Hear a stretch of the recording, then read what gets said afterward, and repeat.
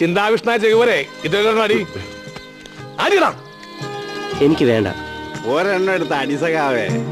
റഷ്യയിലെ കൊടുന്തണുപ്പിൽ മഹാനായ ലെനിനും സ്റ്റാലിനും 2 എണ്ണം അടിച്ചിരുന്നു എന്നുള്ളതാണ് ചരിത്ര സത്യം. നമ്മളിപ്പോ മനസ്സൊന്ന് തണുക്കാൻ വേണ്ടി 2 എണ്ണം വീശുന്നു. ഒരു കുഴപ്പമില്ല.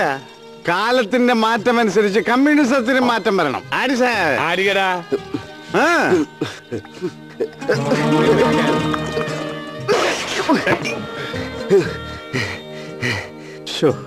വിപ്ലവം കത്തി തുടങ്ങി.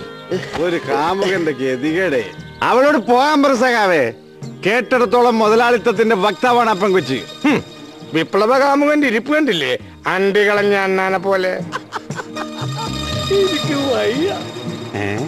എന്നെയും ഒരു പെൺകുട്ടി പ്രേമിച്ചിരുന്നു. നിന്നെ? എന്റെ പ്രേമവല്ലി വർഷങ്ങളോളം നീണ്ടുനിന്ന ദിവ്യാനുരാഗത്തിന്റെ ഒടുവിൽ അവൾ സുന്ദരനും സുശീലനും സൽസ്വഭാവിയുമായ ഒരു സുമാരന്റെ കൂടെ ഇറങ്ങി ഓടി. ഇവിടെയോ ഇവനോ ഒരു പരമ കഞ്ഞി, ആ ഹരീന്ദ്രനോ കോടീശ്വരൻ. ഇവനാ താടിയും മുടിയൊക്കെ നീട്ടി വളർത്തിയ ഒരു കാടൻ. അവനാ എന്നെ പോലൊരു സുന്ദരൻ. എന്നിട്ടും എന്നെ അടിച്ചോണ്ട് പോ എന്ന് പറഞ്ഞ് ആ പെൺകുട്ടി ഇവനെ നിത്യവും വിളിച്ചിരുന്നു. അപ്പൊ ഇവൻ കമ്മ്യൂണിസ്റ്റുകാരുടെ ഈഗോ വർക്ക് ചെയ്ത് അവളാമ്പിള്ളേരുടെ പോയി. മഹാനായ വിപ്ലവകാരി. എന്നിട്ടിപ്പോ മേപ്പോട്ട് നോക്കി മോങ്ങുന്നു. മോങ്ങാനോ? ഞാനോ? എന്റെ പട്ടി മോങ്ങും.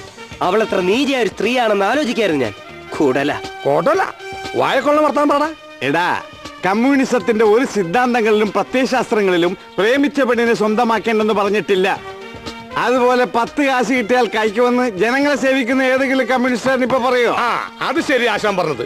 ആരോട് വേണേ കാശ് ചോദിക്കാം, ഏത് കൊള്ളക്കാരോട് വേണേ മേടിക്കാം, പക്ഷെ സ്നേഹത്തോടു കൂടി ആയിരിക്കണമെന്ന് മാത്രം. എടാ, നിന്നെ പോലെ നിന്റെ അയൽക്കാരനെ സ്നേഹിക്കണമെന്ന് യേശുദാസ് പറഞ്ഞിട്ടില്ലേ? ഏത് സിനിമ പാട്ടില്?